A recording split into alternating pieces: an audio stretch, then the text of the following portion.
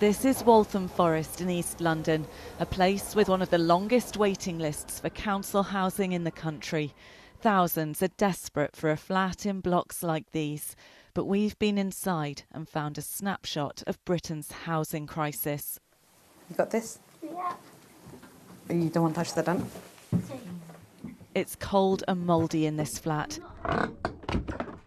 The damage has been caused by a persistent leak. It's been like this for 8 years.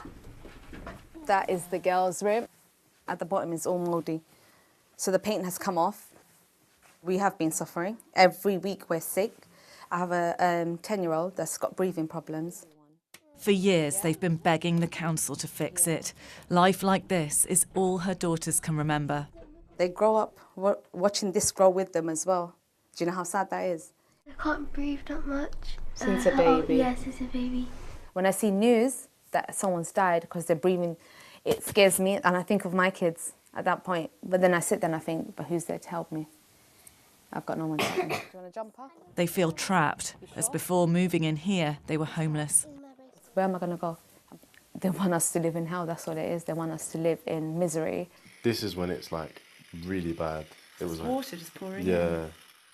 That's how Ahmed felt too when water poured in through his ceiling on and off for a year, forcing him to turn off the electricity for weeks at a time. Just coming out of these areas here, just completely seeping out, and it would come directly down to the switches.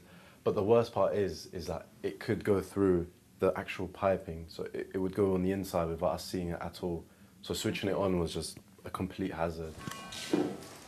An NHS worker, Andrea, who's disabled, sometimes struggles to get to her flat on the 11th floor.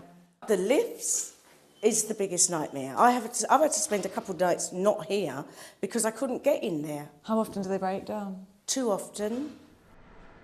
Earlier this year, flammable cladding was removed from the buildings, but it hasn't yet been replaced, so they've been left with no insulation. It's freezing, you know. So throughout Christmas, we're just, you know, literally left to freeze. The scariest winter we're going to have to go through living in these buildings.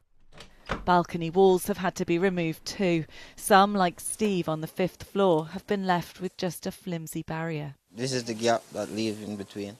Are you worried about your children when they're out on the balcony? Well, definitely, I can't let them come out here. This is a no-go. Waltham Forest Council insists the work is being carried out safely. They are, however, unable to say when the buildings will be re-insulated. They say they respond to concerns in a timely manner and they apologise to Faz, saying they'll arrange an urgent inspection of her flat. I feel like something bad has to happen to me and my 2 girls. Then I feel like maybe they will take this serious. Residents feel ignored, but the severe housing shortage means they have no other options. The government has made social house building a key priority, but the experience of people here raises questions about whether existing homes are fit for purpose. Becky Johnson, Sky News, East London.